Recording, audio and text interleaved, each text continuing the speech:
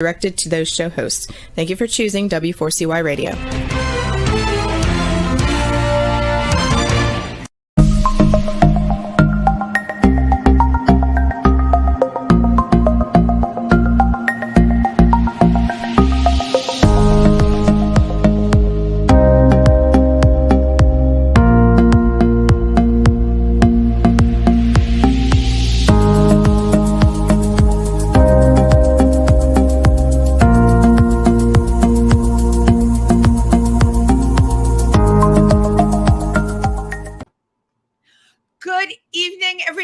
And welcome to Triversity Talk. I hope you're all having a fabulous Wednesday in this heat, although it could always be worse. It's 110 in some places.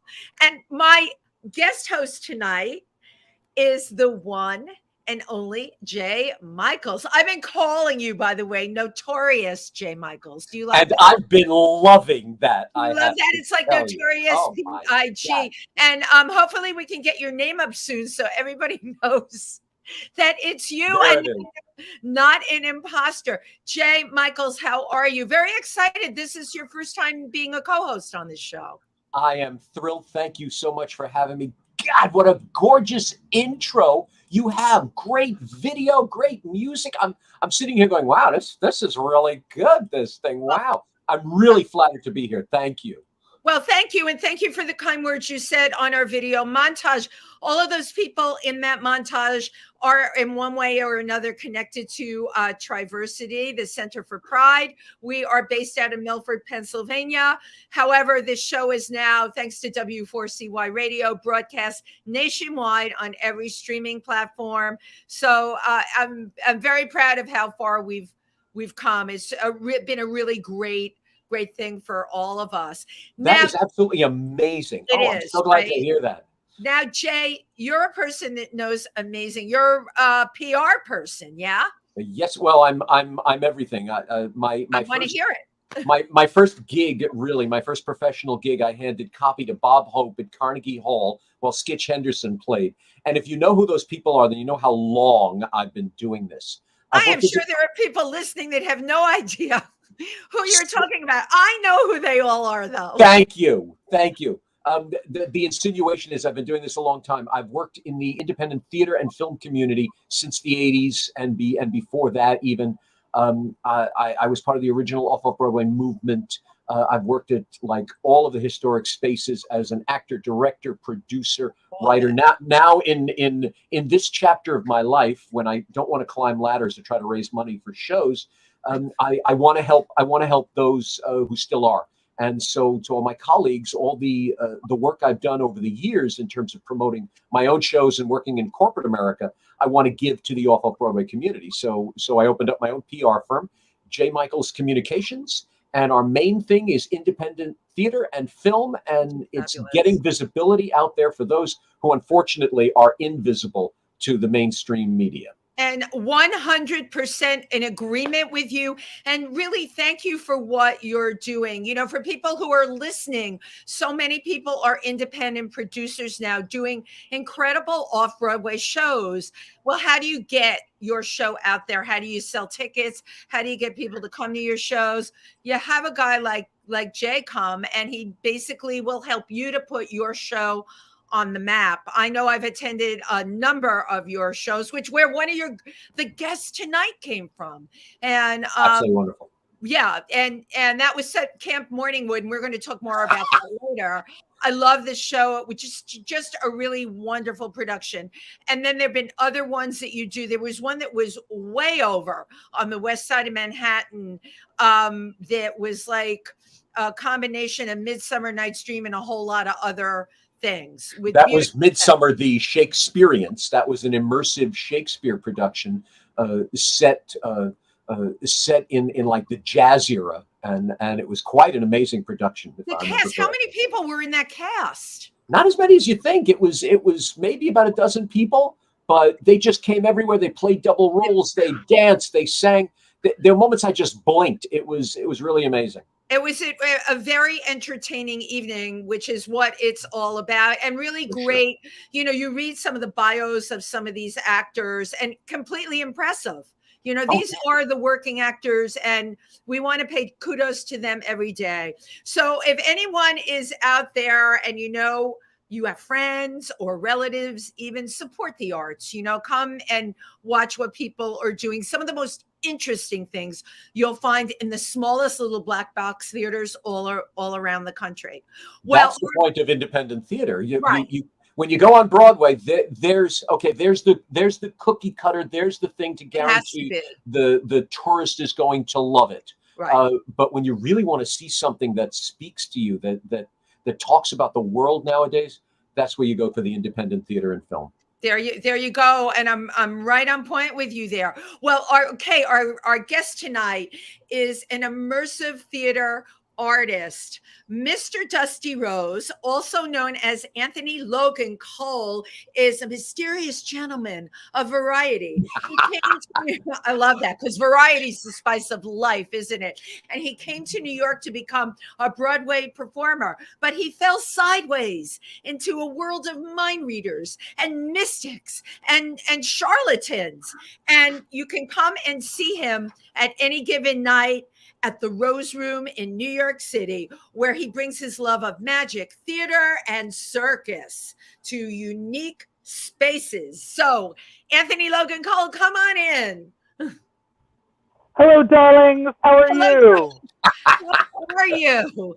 A pleasure to have you with us, Dusty Rose, tonight. It is my pleasure to be here. Thank you for having me. Absolutely. So I need to first off ask you, where did the name Dusty Rose come from? Thank you. I was just going to ask it myself. Thank you. It's a rather silly story. I'm sure. One of my very dear friends had just bought an apartment in the city, which if you live here, you know what a big deal that is. Yes. All the way up in Inwood. And we were traipsing around Manhattan one day, and I had just started working in nightlife, and I'm like, I need a nightlife name.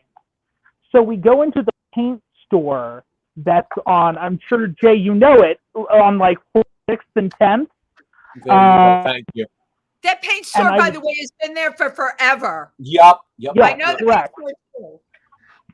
And so we were looking at paint swatches for her apartment. And I was jokingly being like, yes, Mr. Banana Yellow, Miss Snow White. And then we pulled out one that was Mr. Dusty Rose. And I'm like, I really like that. That is, and it's truly all because of the paint swatch that I now am Mr. Rose, that the Rose Room now exists. Well, I figured that there was a connection to the Rose Room. I never quite thought of you as a swatch, but now that you brought that up, it's like, wow, who could think that one swatch could affect a person's whole persona? It's I'm true. glad you went there. There's a paint swatch called Bastard Amber. I'm so glad you didn't stop on that one. Wait a minute, that's not a bad name, Mr. Bastard Amber. It's my favorite color of gel for lighting. Yep. I really love putting. Yes, I'm a big fan of the bath. I love it. So this name that you now have goes with the Rose Room. And for people that don't know, first of all, I have a question. There are a few Rose Rooms all over the country. Are they connected or are they separate? And what makes yours so different if they're not connected? They're not connected. Okay. However, this room, the one that I'm sitting in right now, is Midtown Circus Speakeasy. We are truly in behind a secret door in the back of a bar in Midtown, and we are a secret little lounge that hosts some of the best of New York, cabaret, variety, circus, nightlife, performers, and shows. And it's truly a wonderful little intimate environment where customer service and experience is top priority. You are, as far as I'm concerned, anyone who walks through that secret door is my personal guest. And I will always make sure that you're treated as such. So if I go there and say, I'm a friend of Mr. Dusty Rose, I'll be treated like royalty. Of course. Thank you. I will expect. Wendy, you are treated like royalty wherever you go. So there you go. Thank you, Jay. That was the right thing to say. Thank you. Thank you. So it's behind a secret door. Are you allowed to tell people the location of this place, or is it pretty secret? Yes, sure. I mean, make sure your name is on the list, because even if you find it, your name is not on the list, you're not getting in the door. Wow. It's at 358 West 44th Street, so right on the corner of 44th and 9th, back hidden behind the Producer's Lounge. So it's behind the Producer's Lounge. Do you mind if I put that in the chat? Please. Okay, so it's 358 West 44th Street. I know exactly where it is. The Rose Room. And it's behind the Producers Club.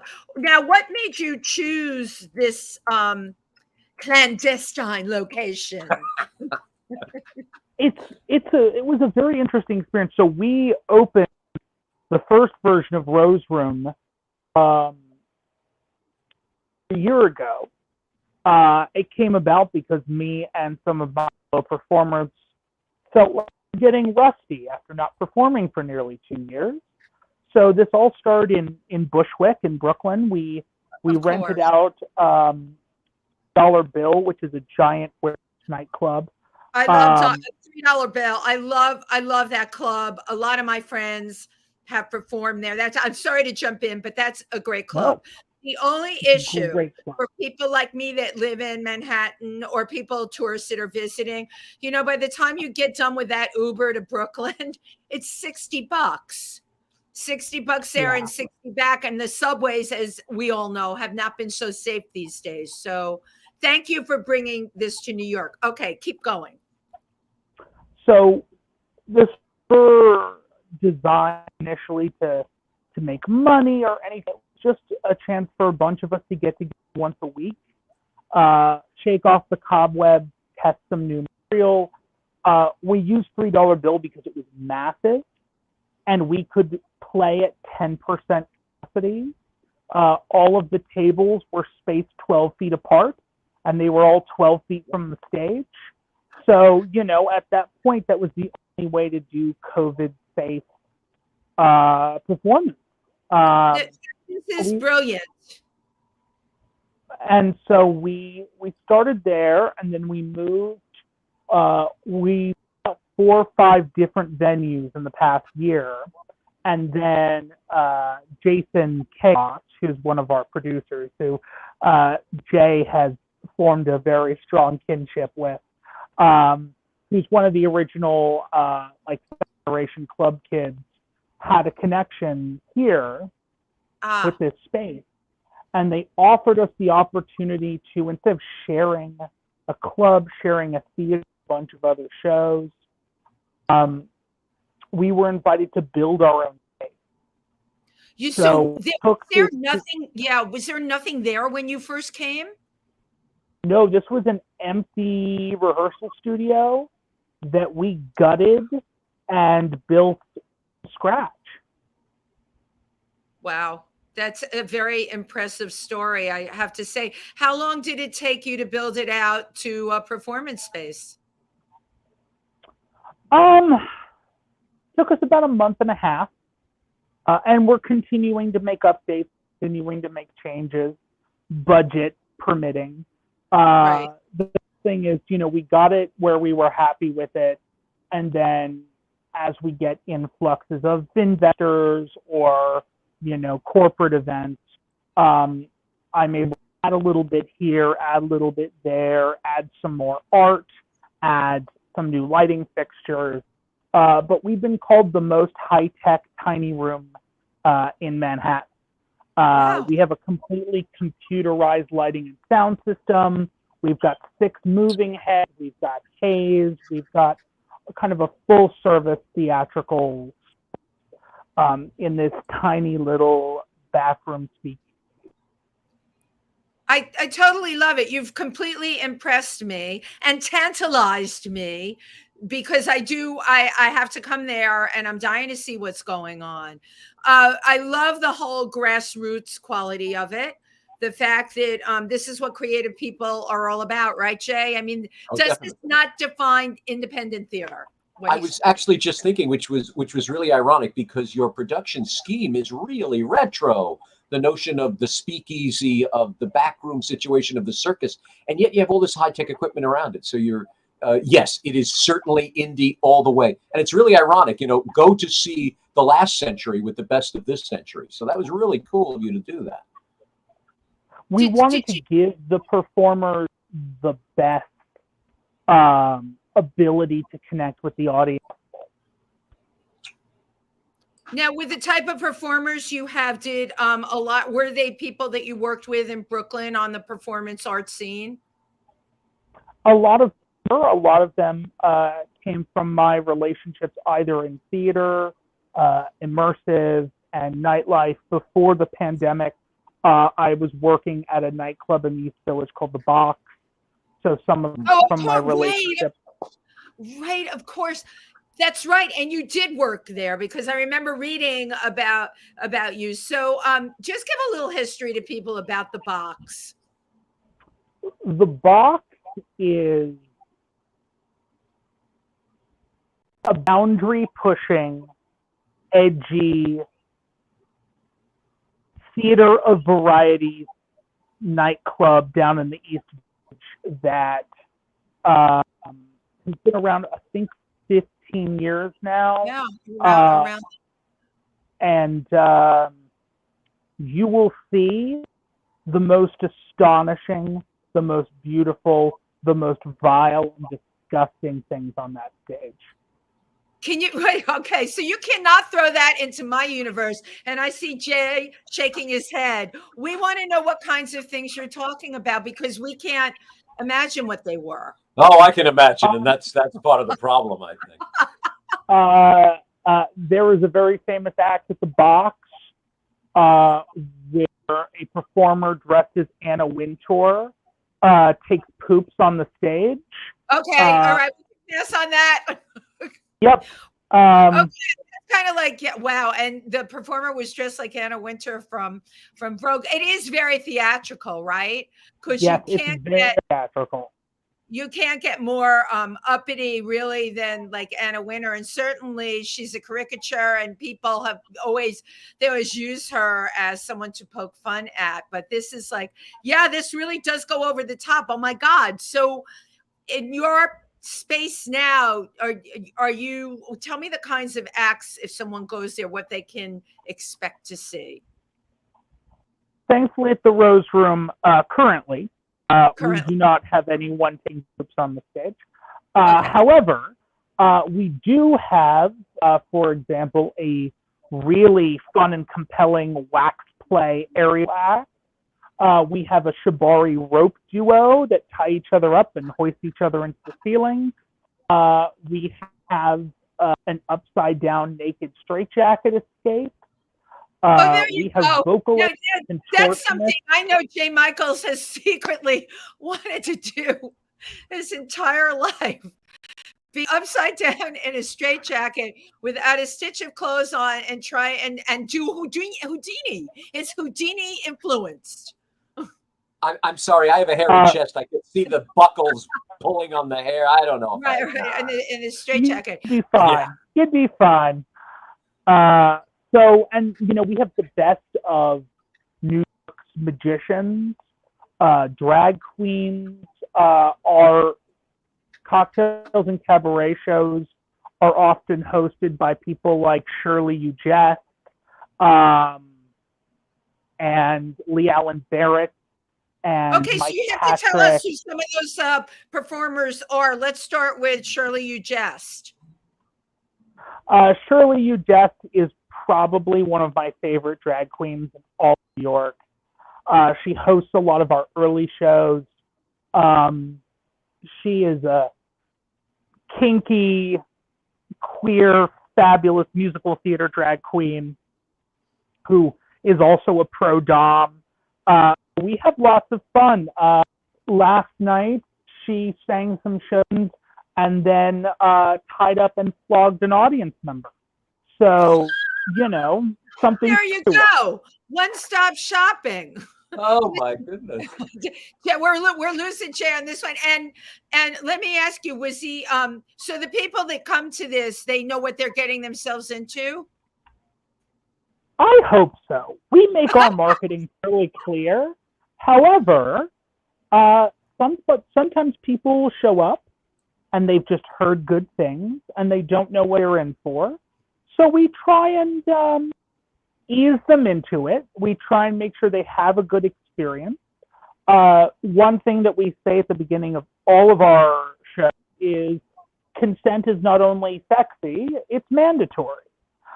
That goes for performers and audience. The moment that someone feels uncomfortable, we will go out of our way to make sure that they feel safe and comfortable. No one is ever engaged with their full permission and consent and understanding. And I think that is the way to treat the audience. And when you treat your audience that way, your performers the same way. Right. And I give you a lot of credit. Okay. I give you a lot of credit. I remember the days of kink in the 80s where it's a secret knock on that door down by the West Side Highway or whatever. And you're making kink very theatrical, very accessible to an audience. And that's happening all over. We see that in the movies. We see that all over. So so you could go and see the next generation, if you will, of something as interesting and diverse as kink itself. But isn't that interesting that they're doing it, Jay, with a speakeasy? Don't you love the combination? It's like combining, like you said, it's combining two times, really. Yep. I think it's great. It gives it class.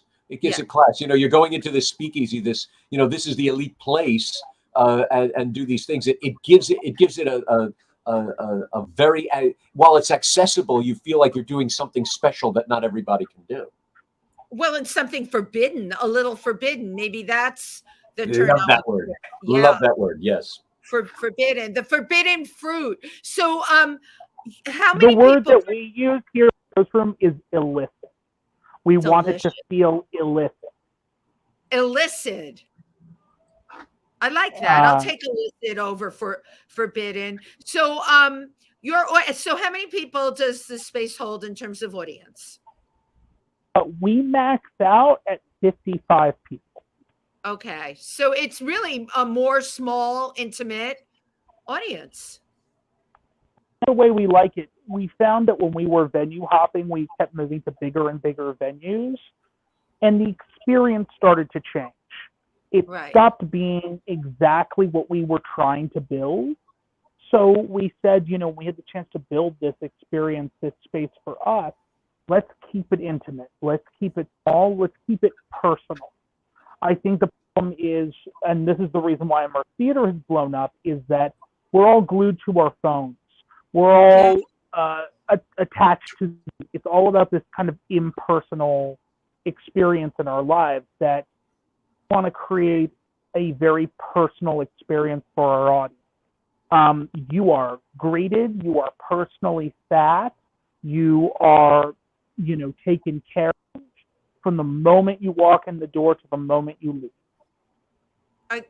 What a really great idea. I'm wondering, what is the makeup of your audience? Is it more tourists? Is it more local? It's honestly, I would say it's a healthy mix. Have the locals who come regularly, and then we have the tourists who have heard from people at this spot. And those are the ones who come in and sometimes have no idea where they are, what's about to happen. And Alan Barrett, who's our resident magician, has this whole bit where he says, for those who know who you are or where you are, sit back, relax, have a good time. We'll get home after. Not me, but someone else will make sure you get home after. And like part of our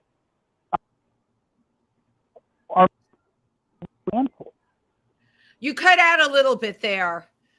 Dusty Rose. You just cut out. No, Just say that. Yeah, it's a little crackly there. I want to hear that again, though. Can you hear me all right now? Yeah. Now you're good. Now Yeah, you're good. You're good now.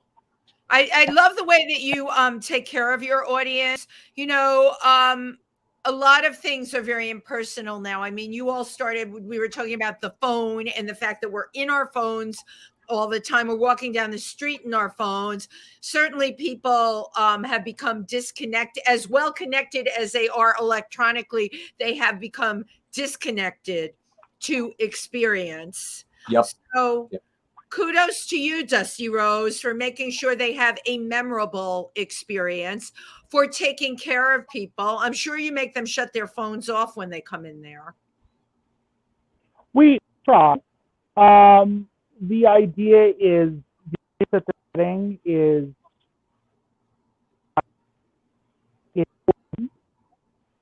and that you have to.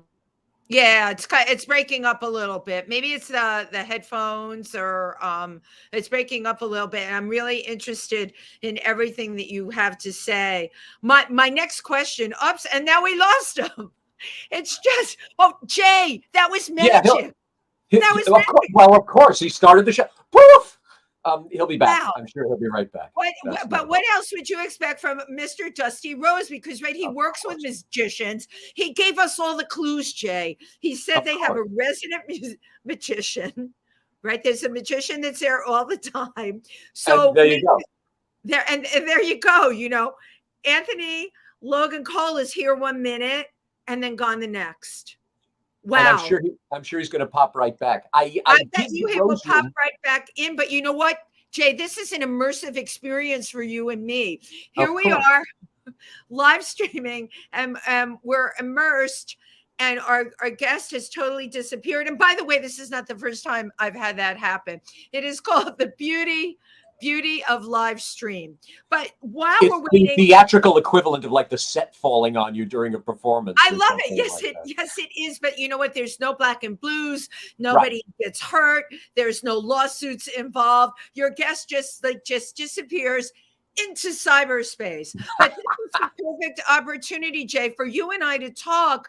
Like, what turns you on so much about, you know, representing places like the Rose Room, or the show that I first met Anthony Logan Cole in, which was Camp Morningwood? What is it about that? A lot of the pieces, they're not just independent pieces that you represent. They're curious, they're interesting, and they're not mainstream. What is it for you? That's basically it. You just said it right there. When you go mainstream, now I spent many years working in corporate America. I worked on Broadway. I worked for regular studios. I worked for national tours. I was actually a tour manager, national tour manager for Cats, for Les Mis, for Edwin Drood, for several other shows. And while these are amazing, they're huge, they're gorgeous. I dealt with Phantom of the Opera at one point. These are gorgeous. These are thrilling pieces, and they're wonderful. Yeah. They're set right where they are. That's it. What you're going to see this day is what you're going to see that day. They have to. They have to on so many levels. So this is big bucks. These are big bucks productions. So there, you know what I'm saying? There's no room for loosey-goosey, and there's no room to lose money. But there's the joy, that loosey-goosey. That's the fascinating aspect. Jay Michaels likes the loosey-goosey. Well, okay, yeah. Yes, but when you go see something independent, when you go see something off Broadway or off Broadway, there's a risk being taken to this day. They're telling you a story that maybe the tourists don't want to hear. They're telling you about something going on in the world. They're writing a play about what's happening now. The whole off Broadway movement was that way. Even when you think about it, the formation of off Broadway with plays like Cradle Will Rock as part of the Federal Theater, they're basically they're the theater of protest. They're telling you what's going on out there on stage. It can be the politics. It can be, you know, the personal thing. It can be the culture, how the culture is evolving. Of course. Even in the days of Shakespeare, he himself knew that people learned history from the plays. Richard III was actually just a very paranoid king with scoliosis. but Okay, he, come on. Are you kidding? I'm dead serious. I'm dead serious. He was a maligned, paranoid king, and he had severe scoliosis. Wow. But he wrote him to be a monster, and so history reflects him as a monster. So what the plays give, what the plays do, that's what we remember. And these little theaters, these 55 seaters, those are the places where we see history being told. Right. Oh, In an entertaining way. And look, oh my God, not only is Dusty Rose back, but he came back like you were taken over by a spirit, because your eyes right now are just glowing. This is magic. This is the truth of what is happening at the Rose Room. Welcome back. Thank you. I'm so sorry. I can hear you now. Please don't apologize. There you go. We thought you were giving us an example of the kind of magic that we could expect. And it was amazing that you disappeared the way you did from the live stream. I thought maybe you were going to come back like in that straitjacket with no clothes hanging upside down. I was ready. I thought about appearing behind you in your apartment, Wendy. I thought that would be the best. I was about to say that. I was about to say, just look behind you. I was about to say it. Good for you. Good for you. It's the spirits of the Rose Room, mostly vodka and tequila. But the spirits are potent and strong here. No, well, that was one of the questions. I'll start with the easy one first. I have two. Do you serve fancy cocktails? I love those. What kind of cocktails? Yes. I figured. We have custom cocktails named after some of our resident performers. So not only can you enjoy a cocktail, you can pick the one that reflects your favorite performer. Oh, I love that. And my next question for you, is the space haunted? I think so. So I do a little seance show in the Rose Room occasionally. We'll sit down. We'll have a little seance. We'll pull out the Ouija board. But needless to say, this seance is based on we can still hear you. Okay, good. This seance is based on all the things that I learned studying the fraudulent Victorian charlatans and mediums. Got it. And so, as somebody who's performing a seance that's 100% fake, when something happens that's not something that I control, it's extra spooky. Wow. Has that happened? Has something happened that you said, well, wait a minute, that's not the string, that's not the glove that I'm using. What's going on? So I'm constantly adding art to the Rose Room, and I was at a whatchamacallit, a vintage yard sale. And I found this portrait of this like creepy, chubby Victorian child. And I was like, I must have this creepy, chubby Victorian child in the Rose Room. Absolutely. And sometimes this creepy, chubby Victorian child like will just move. The frame will shift sometimes. For no reason. Just very unsettling. Wow. I have to come there because I can feel those things. And right now you're broadcasting from there, right? I am. And this is our neon rose, which is currently turned off. I'm getting stuff even watching you on here. Your vibe is very, very different from where Jay is, or even where I am. So this is very interesting that this kind of stuff happens to you. Have you always had an interest in magic and the occult? I have. I grew up overseas, traveling a lot as a child. Were you an Army brat? State Department. Seaforeman brat. Wow. Yeah.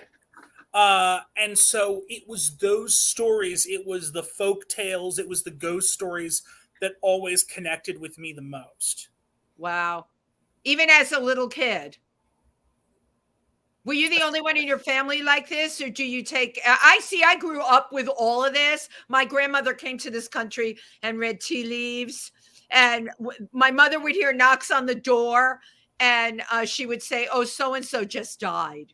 So I grew up with this stuff, you know.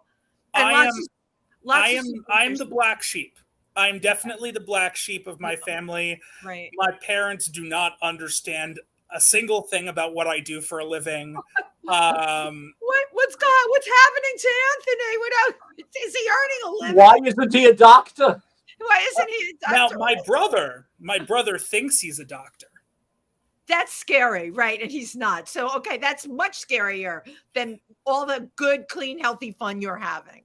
I got to try that with my mother. Maybe that'll quiet her down. Mom, I think I'm a doctor. Maybe that'll work. Right. So he got his DPT, which is Doctor of Physical Therapy. Okay. And they gave him like a white coat with his name on it. And he's like, I'm a doctor now. And I'm like, you're not curing cancer. I'll call you if I have a cramp. That's so right. That's so funny. But you know what? You're a doctor too, Mr. Dusty Rose. Okay. You're a doctor of spirits. You're a doctor of magic, and you're a doctor of experience. And one of the experiences I would like for you to share with our audience is I first became aware of you in the biblical sense at a show called Camp Morningwood. Can you tell us a little bit about that show? Because that was during the pandemic. Yeah, I actually started with the show pre-pandemic. We did a run at Playwrights Horizons on 42nd Street. And so I was part of the original company that did Playwrights Horizons and then opened it down in Chelsea as the pandemic we thought was tapering off. Right. It is a musical set in a gay nudist camp. Loved so it. all of us were naked, like completely naked, about 80% of the show. Yeah. It is not something that I had ever done. It is not something I had any experience with. I'm a big, stocky, hairy dude who has always had kind of not nice relationship with my own body. I do not love my body. I am learning to, but I do not super love my body. And so when I was cast in this show, I fell in love with the script. I fell in love with the score. I fell in love with the people. And I thought, I'm going to overcome these feelings that I have about myself to be an artist and tell this story. Wow. Wow. And you know what? You did. And as someone who came to see the play, this is what blew me away, you know, because I was told by both Tim Moss, I think, who was hosting that night, and Jed Ryan, who had hosted at another point. They said to me, you know, everyone's naked in the show. And I'm like, okay, I think I did see one show once in my lifetime. Oh, Calcutta. Jay, you remember Calcutta. that? Yep, that's a famous one. Yep. I remember Yeah, it. that was the only one I've ever seen. So, you know, we're in this pandemic, and I was happy to be going to anything. I thought it was really great. I wanted to come and support the show. And after the first 3 minutes, I have to tell you something. You didn't notice that people didn't have clothes on. And that psychologically, that was a mind opener for me just in general. That you know, people wearing clothes has become such a pivotal thing, right? Nudists know otherwise. People that go to nudist colonies or nudist beaches or nudist campgrounds, which in Essential Camp Morningwood was a nudist campground. But what really blew me away, you know, just sitting there watching the play, I didn't notice the no clothes. I noticed the actors were all terrific. All right. The sets were absolutely beautiful. And you felt like you were at the camp, you know, which was so great. The writing was excellent. The jokes landed one on top of the next, on top of the next. The musical numbers. It was really an incredible show. And to me, had very little to do with nudity. So there you have it. I was going to say that's how you know a show is good. Thank you. In such a situation, if you forget something, if you're just noticing that everyone's naked, okay, something's wrong with the script, something's wrong with the performance. Right, because you're bored and you're noticing the wrong thing. Exactly. If what a theater critic once said, if you're conscious of your ass, then the show has failed. And in this case, yeah, if we're conscious of their asses, then something's wrong with the show. Right. But they were absolutely stunning. They were virtuosos. And so you enjoyed the show. Okay, by the way, they're naked. And what was interesting is it was all kind of non-sexual nudity. There was totally, it was just about a bunch of average, normal guys who go to this camp every year and learn things about themselves. Right. And I think that's also, Jay, that for me, I love the message of it. The whole show was so positive. And with everything that had happened during the pandemic, first of all, seeing all these actors working up there. And I spoke to you after the show. I came right up to you because I asked you, how did you all rehearse for this? How did you had done a lot of rehearsal on Zoom. Am I correct? We had done a couple of readings on Zoom. The rehearsal process was really interesting, especially the first time that we did the show. We rehearsed for 4 weeks in the studio, like any musical. Right. The now much beloved and gone Alchemical Studios on 14th Street. Really? Yep, they're gone. They announced that they're closing forever. Yep, they didn't survive. Yeah. Oh, they had that gorgeous white box. Yep. That was so amazing. Oh, I'm so sorry to hear that. Yeah. Oh, that's too bad. But what's really interesting is we rehearsed like a normal musical, completely clothed all the time. And so we actually ended up asking the producers our last week in the studio, can we like do a run in our underwear? Because things move a little differently when you're naked.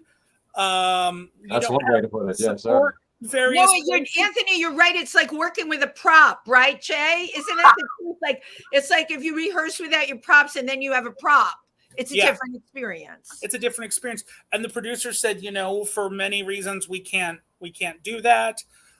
So we didn't get naked until we were in the theater. We had undress rehearsals.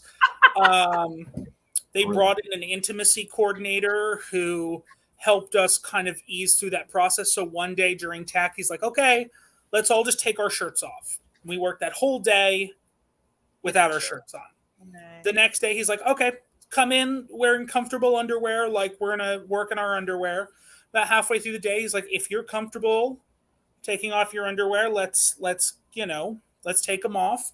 We all had robes in the wings. And so for the first day, whenever you weren't on stage, everyone was like diving for their robes. And after that, no one really cared.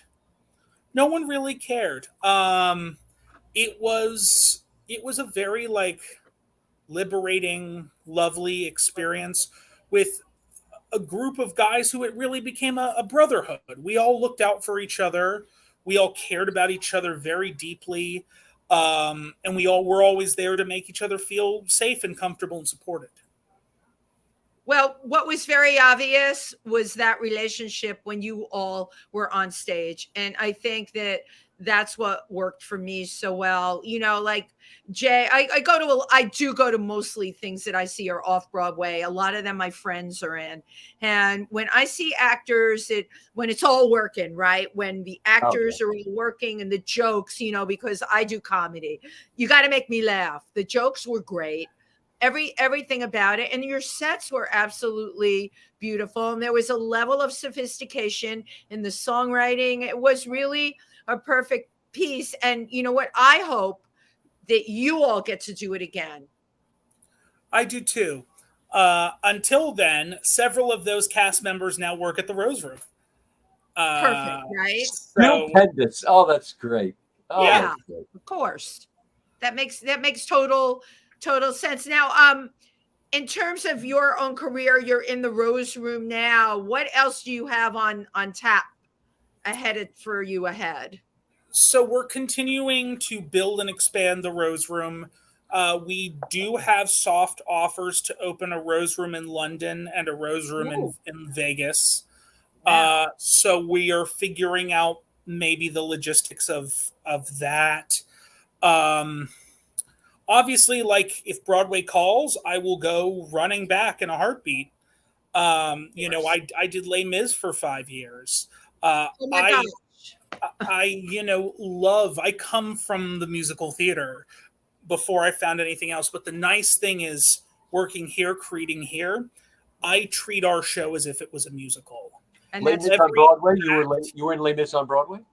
I did Les Mis a whole bunch of places. I literally spent a couple years of my life pinging around to various productions, covering, filling in. But your voice is the thing I remember as the training when you opened up your mouth to sing. Everybody was great, but you have a really trained voice. Thank you so much.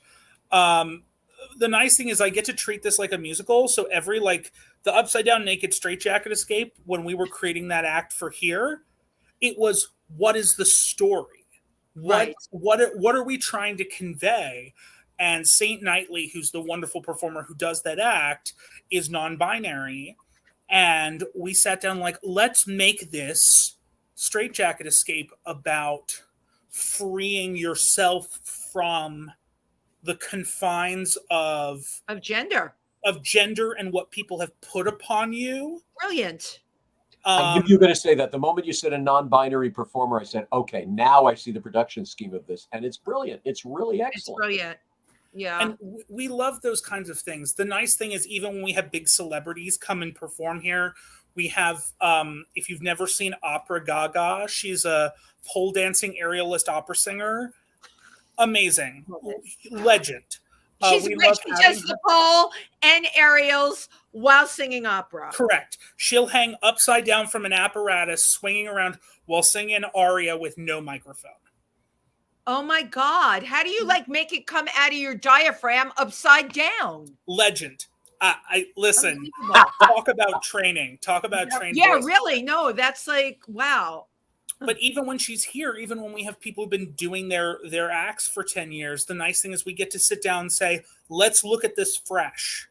Right. Let's dial in on what's the story, what's the experience, because in a room this intimate, it's about connecting with the audience. Right. If it doesn't land emotionally with the audience, for me, I don't care how impressive juggling flaming knives above your head is. Unless it makes an emotional connection, then, I don't care as much about it. Wow. It's all about the emotional connection. Well, we are down to our last minute. So you can say whatever you want to say right now. Please come visit us at the Rose Room. We are a group of queer artists who are creating a space for queer audience members, queer artists. You'll see amazing things, but also you'll be safe to be yourself here. Love it. That is what we stand for. That's what we believe in. If you're in New York, if you're in Hell's Kitchen, make this your regular spot. Come by. Become part of our family, because that's what we created this space for. And for everyone out there who's struggling right now, as artists, as queer people, we are continuing to fight this fight for you, and we love you, and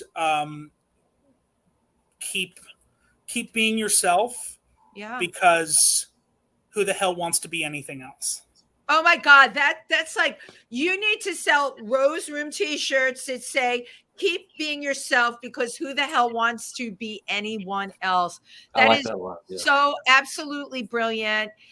Thank you so much for coming on here tonight. A sheer pleasure. I want people to visit the Rose Room. The address one more time is, I wrote it in the chat, 358 West 44th, through a secret door at the Producers Club. And one more thing right before we go, everyone look at me and say cheese. Thank you. And thank you for everyone who tuned in tonight. We'll be back next week. Dusty Rose, have a fabulous week. Jay Michaels, you, sir, I'll be seeing again. Good night, everybody. Thank you so much. Thank you. You. Ciao. Ciao.